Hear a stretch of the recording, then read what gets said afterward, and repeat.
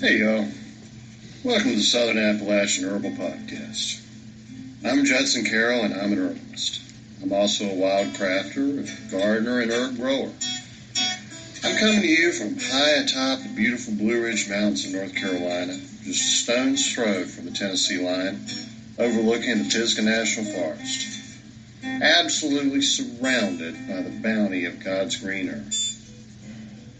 I spent most of my life wandering these mountains and learning about plants from the old-timers and all sorts of characters. On this show, we'll talk about herbs and how to use them, how to find them, how to grow them, how to make preparations. We'll talk about a lot of things. We can also talk about permaculture, homesteading, foraging, and living off the land. Most anything, really. You can email me at southernappalachianherbs@gmail.com if you have a question or a comment. You can also contact me through the Grow Network, where I'm a regular contributor and a moderator for the forums. And my blog is, of course, southernappalachianherbs@blogspot.com. All right, y'all. I'm going to sit my guitar down and let's talk about herbs.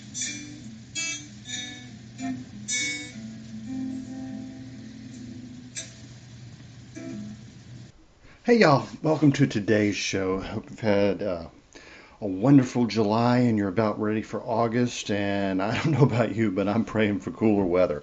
Whew, boy, it's been a hot summer.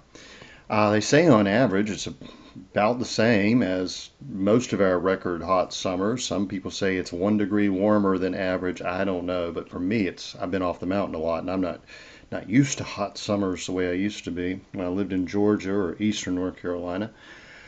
But anyway, today's show we're going to get into a really interesting herb, as I always say. It's going to be tilia or basswood or linden. Wonderfully useful tree, really interesting herb, a lot of uses. So before we get into that, I'll go ahead and give you the recipe. You know, last week I mentioned that I like to make my own pasta at sometimes. And I think a lot of people may be intimidated by making pasta because we're just so used to buying it at the grocery store, dried pasta. But fresh pasta is really good. It's very inexpensive. It's very easy to make.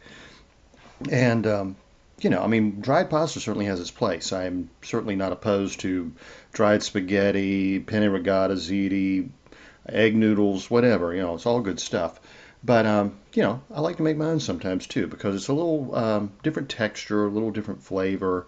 And, basically I just enjoy cooking from scratch. So I want to give you just a couple of basic recipes. So first of all, I want to mention that you can make pasta with nothing more than flour, water, and salt. Just about every recipe, and the one I'm going to give you here in a minute, uses eggs. But pasta really began as at least in Europe. I mean, they say Marco Polo brought in pasta in his, travels to Asia and such. Not entirely true. He probably did bring in the kind of pasta that we now associate with Italy. But people had been making various dumplings or pastas just by combining basic flour, water, and salt and boiling it in a broth or water or whatever for centuries before then. There's a really interesting YouTube channel.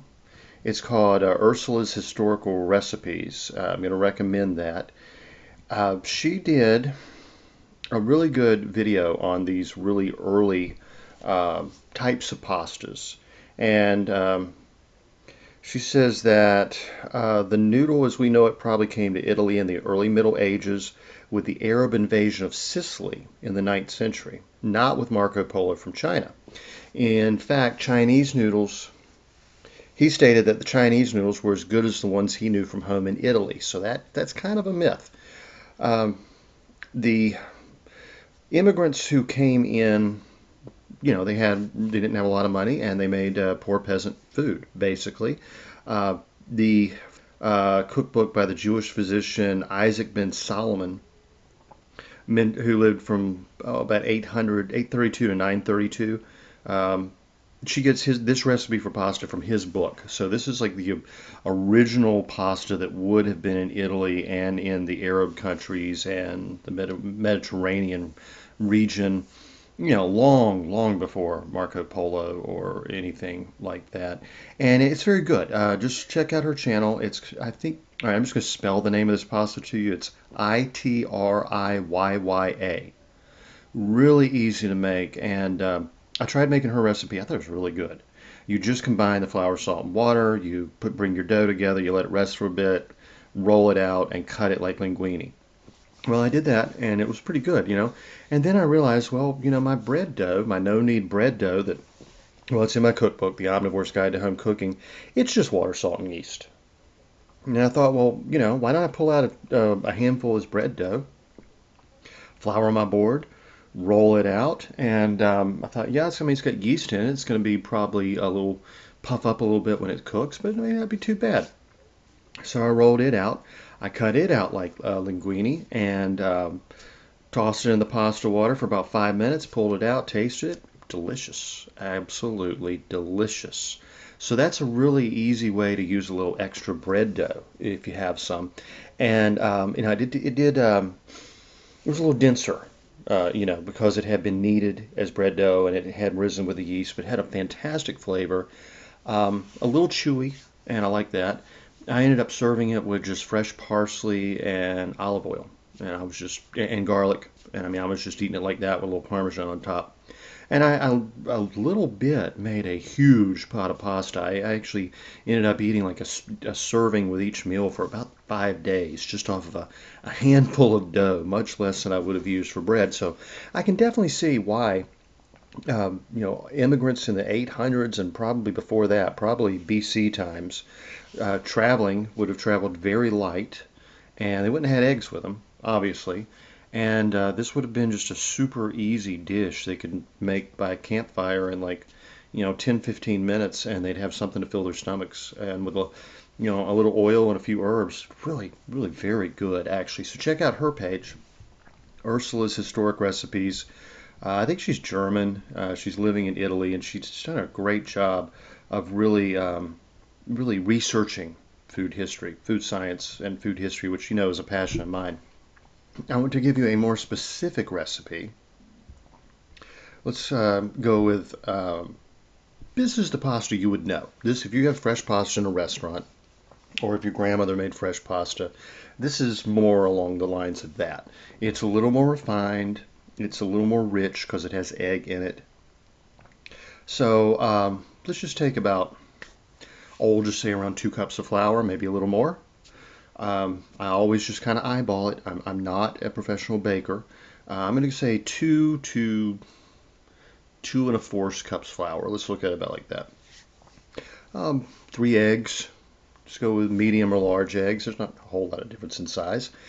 And maybe a half teaspoon salt. And when I say a half teaspoon salt, I usually add a pinch more. So it's just to my taste. I think I do not like when I make bread especially, but pasta is very similar. I don't like the flat taste of having too little salt. So what I'll usually do is if I'm going to use a half teaspoon salt, I'll use a half teaspoon and a pinch, or maybe an eighth more to go with it. But that's to my taste. Totally up to you. Just combine the flour, eggs, and salt. You can just mix them up in a bowl with a spoon. You can put them in a food processor. You can put them in a stand mixer. Really doesn't matter. Just knead it briefly. Let it come together. You're not trying to you're not making pizza dough here. Just briefly knead it. Helps to wrap it in plastic. Make a ball out of it. Bring it all together. Make a ball out of it. Wrap it up and let it rest for 30 minutes. So you're not looking for a chewy, gluten-y dough. So you don't want to over-knead it. It's just like making biscuits. You don't want tough biscuits. You want tough pasta. So just bring it together, rest it. Then you can certainly use a pasta machine if you want to. I don't have one. So what I do is I just flour my board like I would if I was going to make a pie crust. Plop the dough down on there. If it's a lot of times I'll cut it into fourths, so it just makes it easier to use. Put one down, roll it out as thin as you can get it. And I mean the thinner the better. You get it as thin as a dime, and even thinner if you want to. Fold it over. Flour as you go, so nothing sticks to the board, nothing sticks to your hands, and it doesn't stick to itself. You can just do a light dusting of flour over it, fold it together, cut it with a knife into linguine-sized strips, and that's it. So, what do you put in there? You put 2 cups and a little plus of flour. And you can use, I use all-purpose flour for this. You can buy bread flour, you can buy expensive pasta flour. I use just plain old AP flour. A little bit of salt, 3 eggs, and it's going to have a really nice linguine style pasta. Now you could cut it thinner, you can cut it thicker, you can get a fancy dough extruder and make all kinds of shapes. You can fold them up if you're, Italian, and you make like 57 different shapes of pasta, and each one has a story behind it. That's awesome. I make one type of pasta, and it is linguine. That's it. So you see how easy that is. I mean, what is this going to take you? Well, I mean, most of the time it's resting, that 30-minute rest. So it's going to take you, 3 minutes to put the dough together, 3 to 5, and maybe 10 minutes to cut it out, if that much. And then toss it in salted boiling water, cook it till it's done. It's usually like 5 minutes, sometimes less. It just depends on how thick it is. You pick up a piece and taste it. It's got the right texture, it's got the right taste. Go for it. It's going to be a soft pasta. It's not going to be that, al dente from dried pasta, and it cooks very quickly. So super simple. As long as you got flour, salt, and water, you can make the old original ones like Ursula's going to tell you about. If you got a few eggs, you can toss in there. You got a meal anytime you want it. Cheap, easy, super easy, and you don't have to worry about going to the store or if the supply chain's down and you can't get what you need, right?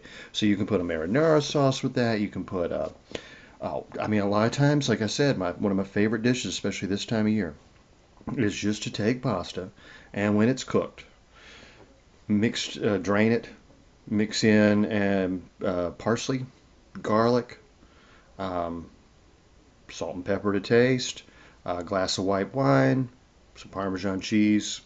One of my absolute favorite dishes. You can do carbonara sauce, which is an egg-based sauce. You can do so many different bechamel. You can make Alfredo. Pasta Alfredo is super easy. You make a bechamel sauce, which all these instructions are in my book, The Omnivore's Guide to Home Cooking. I've got several pasta recipes in there. But make a bechamel sauce.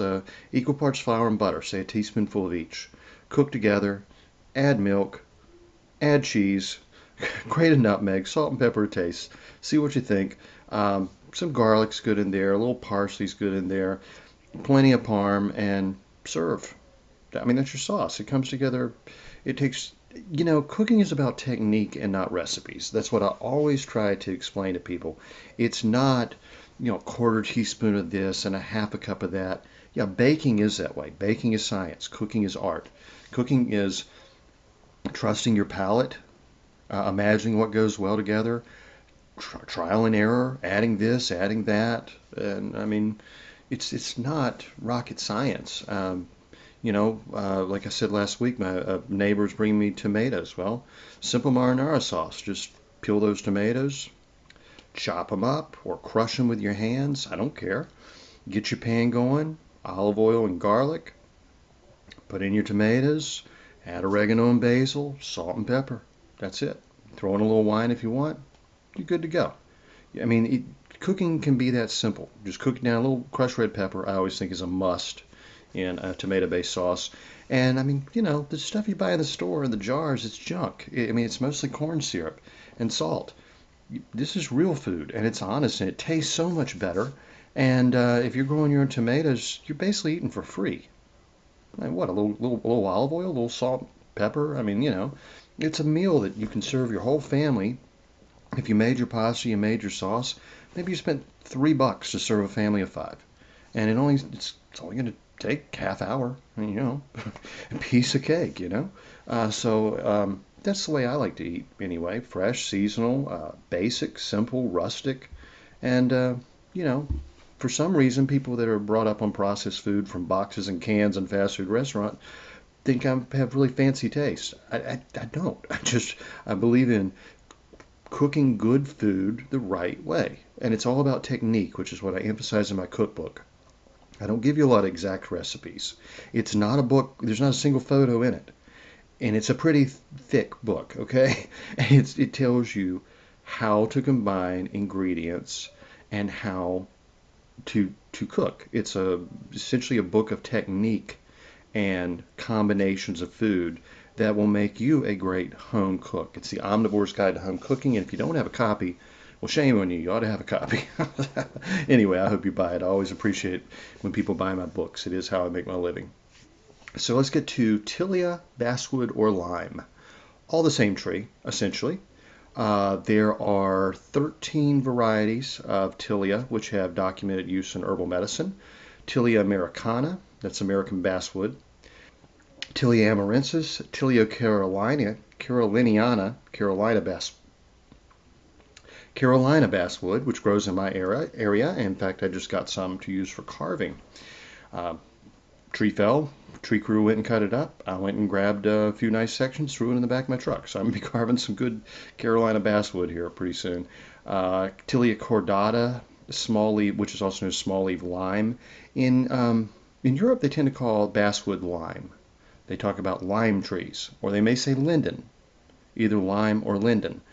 Well, in America, we know it as basswood. Sometimes we call it linden. It can be very confusing because many people, when they read in a European, especially a British herbal book, leaves from the lime tree, they're thinking the lime citrus. Well, this is not citrus. This is a hardwood deciduous tree. Grows nice and tall and has excellent wood for carving, making furniture, solid body guitars. It's one of our most useful woods. There's white basswood, Tilia japonica, Japanese lime, Mongolian lime. There are a lot, actually, and common lime. So I didn't name them all, but the trees are pretty much interchangeable. The ones in Europe and those that grow in Mexico tend to be a little unique in their sedative value. So we'll get to that in a minute.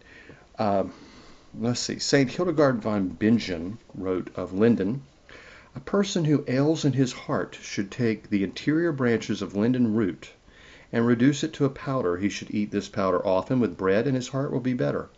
In summer, place fresh leaves of linden over your eyes when you go to sleep, and cover your whole face with them. This will clarify your eyes and make them clean. If you are vergiftigkeit, which, as we've mentioned before, is Old German for could be anything from arthritis to paralysis, any stiffness and inflammation or paralytic condition will be called vergiftigkeit, or the gitched, as they call it. In the South, we just call it all stoved up. She says you should take the earth which lies around the root of the linden and put it on the fire. Pour water over it when it's hot, and so bathe in a sauna. Do this for 9 days and you will be cured. Never tried it. If you have a sauna, try some dirt from around the roots of a linden tree. Can't hurt you. May not do you any good. I have no idea. We have to remember St. Hildegard's book was written in the 1000s. And she got most of her knowledge of herbalism from angels. So we don't always understand her cures, but they're always worth a try. Father Nape tells us, this is still in the German monastic tradition, in the 1800s, lime tree blossoms, which for him was Tilia grandifolia or parvifolia, those are the European ones. He said, it is almost solely the elderly people of the old school who still gather the once so well-liked lime tree blossoms. They are quite right and need only remain conservative with regard to the old custom. Lime tea together with elder blossom tea, lime blossom tea together with elder blossom tea are the best known teas for producing perspiration. Concerning perspiring, as it is usually carried on, I have my own particular opinion, which is not at all in its favor. On the other hand, I willingly use the blossoms for the vapors which produce and the supply of perspiration. Lime blossom tea has excellent effects on such complaints as old coughs, obstructions of the lungs and windpipes, troubles of the abdomen which have their origin in the obstructions of phlegm in the kidneys. Instead of lime tree blossoms, I use St. John's wort with or without the admixture of common yarrow. Brother Aloysius, who was Father Nate's protege, wrote, the blossom of the lime tree is used medicinally for dizziness, migraines, indigestion, chills, nervous complaints. The tea is highly recommended for old people in particular. The The infusion is 1/8 to 1/4 cup per 2 cups boiling water. Hot lime blossom baths are highly recommended for convulsions in children. Charcoal powder from the lime wood is best for internal use. A cup of lime blossom tea in the evening with a half to 1 spoonful of honey is very depurative and strengthens the heart. It is also good for the nerves and promotes sleep. In addition, lime tea tree is recommended for nervous complaints in general, also for hysteria, hypochondria, migraines, epilepsy, indigestion, colic, coughs, chills, shiverings, and to avoid strokes. Lime blossom teas, particularly the European, British, and Mexican varieties, have a sedative effect and have been traditionally one of the most used herbal teas in herbal medicine, but also in popular culture. In fact, the tradition of drinking lime blossom tea, or basswood blossom tea as we would call it in America, goes back well before recorded history. We'll get into it in a little bit, but you may have heard someone refer to herbal teas as tisane. Tisane is the old, I believe it's Old French for any variety of herbal teas, and it goes back to the ancient Romans and Greeks and well beyond this tradition. It's actually named, all herbal teas that are called tisane are actually named for the herbal tea made from the linden or basswood or lime tree blossom. So that's how important this has been to herbal medicine and culturally. Specifically good for helping with sleep, lowering blood pressure, reducing stress and anxiety, soothing to the heart, calming to the mind. I mean, it's everything you want in an herbal tea. Gerard wrote of linden or lime. The linden tree is called in Greek. Well, we don't need to know what's called. He tells what it is in Greek, in Latin, in High Dutch, and et cetera, et cetera. We don't need to get into all that. The virtues of it, he said, the leaves of tilia boiled in water with a piece of alum and a little honey cure the sores in children's mouth. The leaves boiled until they be tender and pounded very small with hog's grease, and the powder of fenugreek and linseed take away hot swellings and bring imposthumes to maturation, being applied thereto very hot. He's basically talking boils and such. And remember, this is 1500s Elizabethan English, so I may have to do a little translating as we go through. The flowers are commended by diverse. The flowers are commended against pain in the head proceeding of a cold cause, against dizziness, apoplexy, and the falling sickness. Apoplexy and the falling sickness are essentially seizures. Apoplexy is a spasmodic seizure, and the falling sickness would be epilepsy. Not only the flowers, but the distilled water thereof. It soothes the nerves, and anything that soothes the nerves, it is antispasmodic, can help prevent some types of seizure. Miss Grieve in the 1930s wrote of the lime tree. She said the linden tree is much used on the continent, especially in France, where stocks of dried lime flowers are kept in most households for making tisane, essentially a specific tisane she called tilleul, I guess. The honey from the flowers is regarded the best flavored and the most valuable in the world. It is used exclusively in medicine and liquors. That is very true. Liqueurs, I should have said. The basswood honey is probably second only to sourwood honey in the Appalachian Mountains for its flavor. I mean, it's absolutely fantastic. Very rare to find it. In early America, it was worth its weight in gold. The kids would go out and they would listen. They called basswood trees bee trees. When the linden trees or the basswood trees are in flower, the bees swarm them. There would be just millions of bees covering one tree, and they can be heard buzzing from a mile away. I've experienced that once. I was out in the woods and I heard this low hum, and it's what you'd hear if you were near a beehive, right? And I was curious. I didn't know what it was. Went toward it and found this massive basswood tree with millions of bees on it, and also wasps, yellow jackets, flies. I mean, anything that wanted that nectar was just covering it, and you could literally, if you were quiet, throughout the entire valley you could hear the bees on that tree. And kids used to go out and scout them, and then they would follow the bees back to their hives, wild hives, and they would actually get paid to scout them, and then someone would go collect the honey. And that was, early American Appalachian way of making a little bit of money. And the honey is thought to be very medicinal as well. The the wood is, well, she talks about how good it is for carving, and this is actually rather interesting. St. Paul's Cathedral and Windsor Castle and Chatsworth are carved mainly in lime wood. So if you've ever seen those beautiful carvings in the old Catholic cathedrals that were taken from the Catholics by the Anglicans and turned into Anglican churches in England, you'll be amazed at the intricate detail of those medieval carvers. They were pure artisans. I mean, wow, no doubt. The skill, the height of the skill of carving, it will blow your mind, literally. If you look at that detail, it's just wow. I have a whole book of such intricate carvings, and I just look at it and I'm like, wow, I don't know if I could. I mean, we're talking high relief carving, incredible. She said it.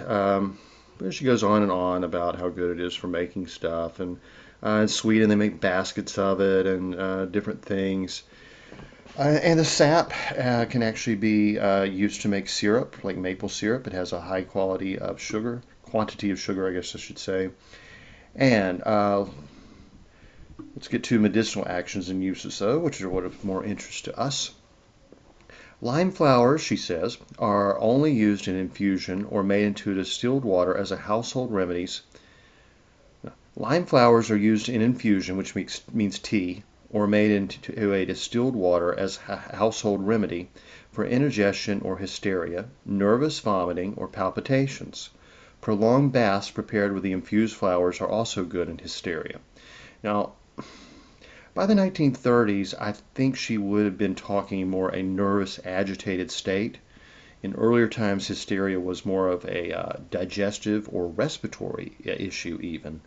But I do think she's talking of more of the agitated state.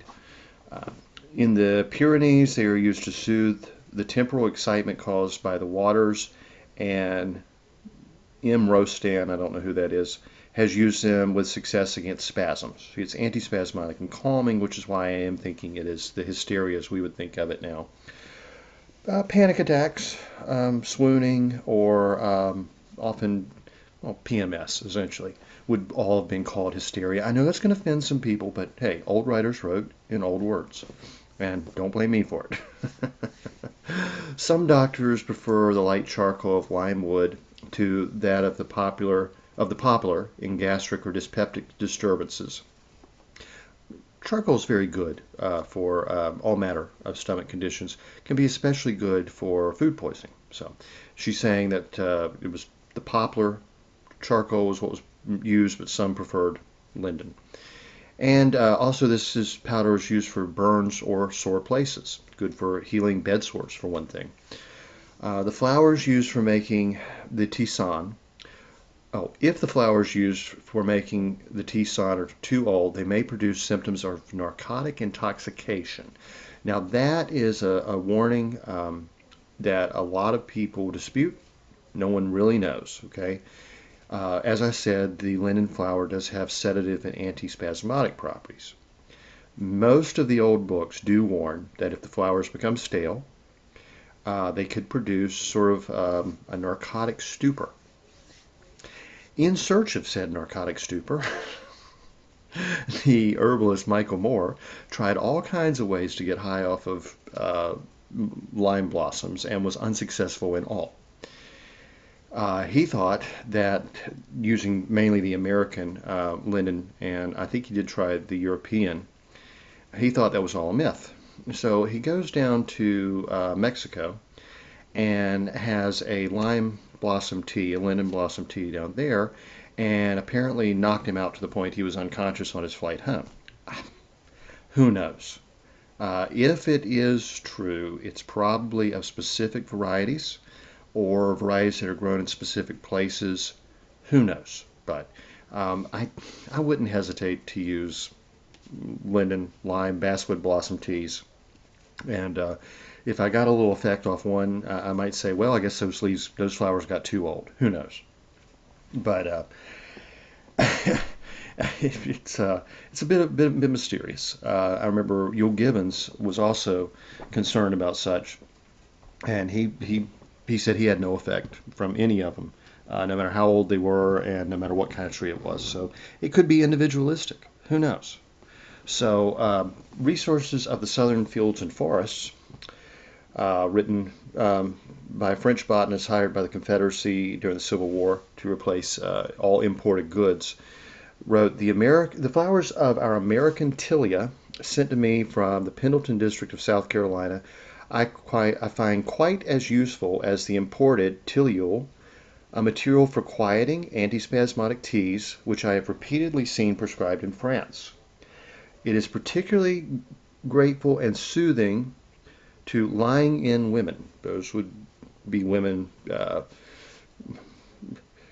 who didn't feel like getting out of bed because they were having some menstrual issues. Let's just go with that.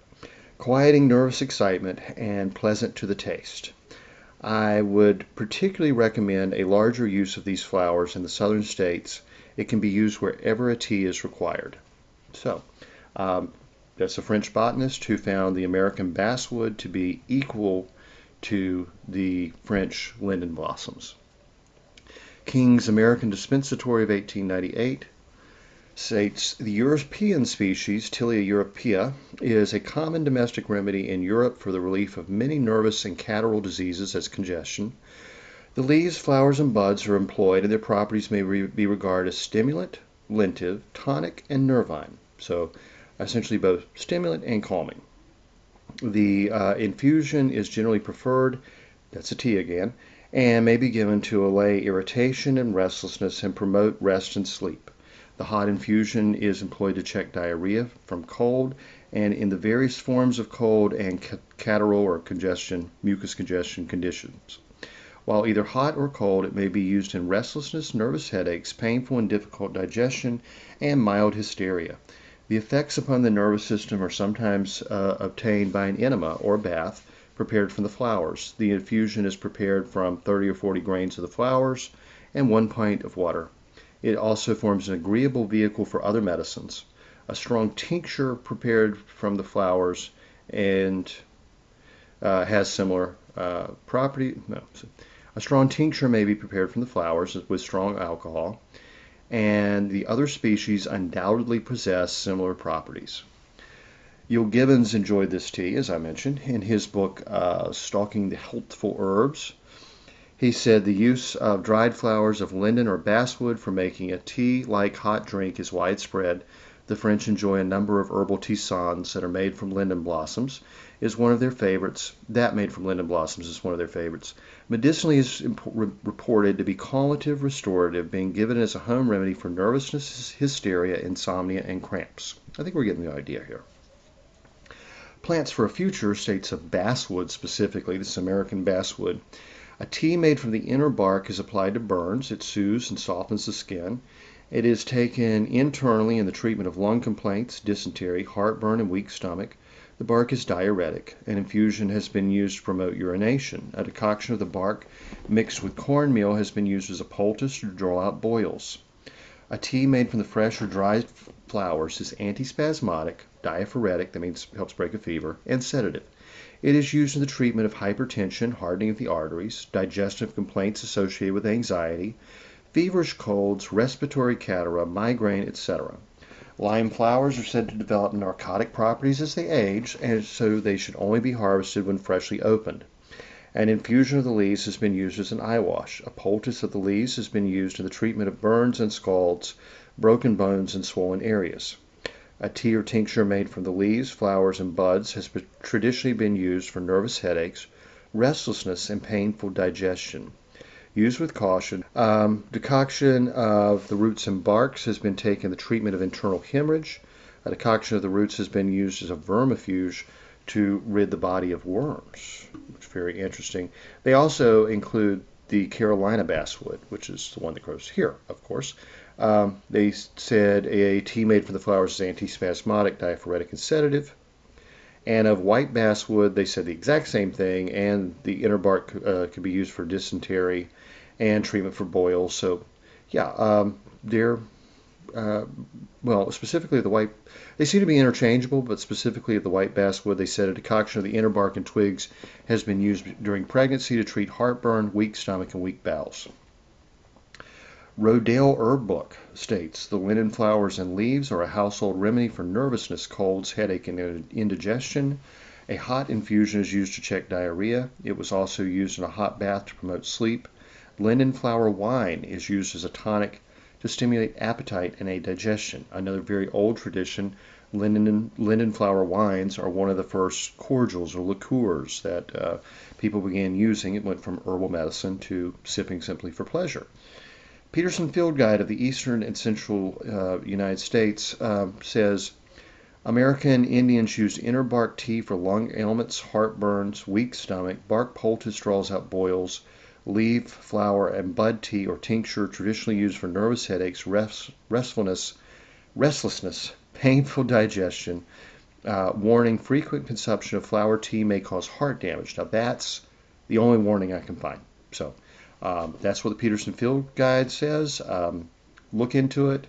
Physician's Desk Reference for Herbal Medicine makes no mention of it that I could find. If I missed it, I went through it 5 or 6 times trying to find it, didn't see it. So that's the only caveat, the only warning that it could knock you out if you got the right tree at the right time. I have no idea. Let's see. But on that note, Susan Weed, very famous herbalist, said that linden blossoms have a stronger, relaxing, and anti-inflammatory effect on people of Anglo-Saxon heritage. Meanwhile, I don't think the French and Austrians and Germans are much concerned about frequent drinking of the tea causing heart trouble because it remains one of the most popular teas enjoyed throughout much of Europe. And I think we could make much more use of it. Jolanta Wittib and I co-wrote The Herbs and Weeds of Father Johann Kunzel.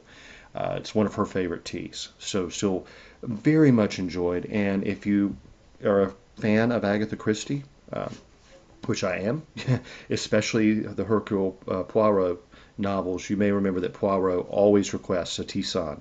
He doesn't want coffee. He doesn't want Chinese tea, Earl Grey or English breakfast tea or anything like that.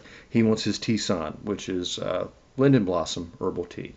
So interesting, very interesting plant. I am very grateful to have several hundred pounds of it that I will be carving into wood very soon. Well, carving into useful items very soon from the wood. Going to have a big announcement probably next week's show. I am a wood carver. I enjoy carving spoons especially, but other useful utensils, things that can be used in the kitchen and such. Bowls, pickle forks, bread boards, you name it. Butter and jam spreaders and cheese knives. I mean, I make all kinds of stuff out of wood. And people have been requesting that I start selling them. I also make baskets and all kinds of, I like to bring things home from the woods and turn them into stuff. And I've got a good inventory built up, and I'm going to be setting up an online store. So if you're interested, perhaps by this time next week, certainly within the next 2 weeks, you'll be able to buy a spoon or other item hand carved by me, and I'll give you a little certificate and tell you what number it is and everything with my signature if it ever becomes a collectible, or it may just be something fun you can use in the kitchen. Real high, I use nice woods, and I think I do a pretty good quality work. So, check that out. I would be really thrilled if everyone had my cookbook in their kitchen and a wooden spoon to either cook with or eat with. That would be pretty awesome, actually. And obviously, if you ever do that and you run into me or we encounter each other somewhere, I will be glad to sign and autograph that. It's really neat when someone walks up to me and says, "Hey, aren't you that guy? I bought your book." And I'm like, "Yeah, I am." And I sign it for them. I'm like, "Wow, I never thought this would happen." And I think it's going to be even just as cool, really, to see people using my woodenware in their homes and enjoying it. And, these are quality items that can be passed down through the generations. They're heirloom items. So anyway, y'all, I hope you have a great week, and I will talk to you next time. The information in this podcast is not intended to diagnose or treat any disease or condition. Nothing I say or write has been evaluated or approved by the FDA. I'm not a doctor. The U.S. government does not recognize the practice of herbal medicine, and there is no governing body regulating herbalists. Therefore, I'm really just a guy who studies herbs. I'm not offering any advice. I won't even claim that anything I write or say is accurate or true. I can tell you what herbs have been traditionally used for. I can tell you my own experience and if I believe an herb has helped me. I cannot nor would I tell you to do the same. If you use an herb anyone recommends, you are treating yourself. You take full responsibility for your health. Humans are individuals and no two are identical. What works for me may not work for you. You may have an allergy, a sensitivity, an underlying condition that no one else even shares and you don't even know about. Be careful with your health. By continuing to listen to my podcast or read my blog, you agree to be responsible for yourself, do your own research, make your own choices, and not to blame me for anything ever.